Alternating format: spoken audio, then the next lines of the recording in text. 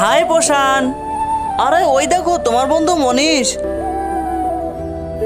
আচ্ছা শোনো, তুমি এখানে একটু অপেক্ষা করো, আমি ওর সাথে দেখা করে আসতেছি।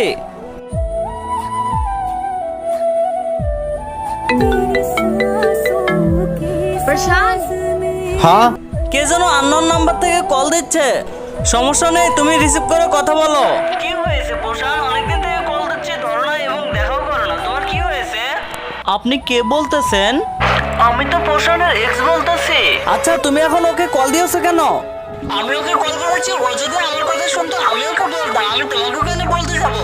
যা বলার আমি ওকে বলবো, তুমি রেখে দাও। তোমাকে বলবো কেন? আরে আমি তোমার বিষয়ে সবকিছুই জানি। আমাদের রিলেশনে আজ 3 বছর হয়ে যায়। তোমার বিষয়ে সবকিছু ও আমাকে খুলে বলেছে। তুমি ওর নাম্বারে আর কখনো ভুলেও কল দিবে না। তুমি ফোন রেখে দাও। একে অপরকে ভালোবাসতে গেলে একজনের প্রতি আরেকজনের বিশ্বাস রাখতে হয়। আর যদি ভিডিওটা ভালো লাগে অবশ্যই চ্যানেলটি সাবস্ক্রাইব করে দাও।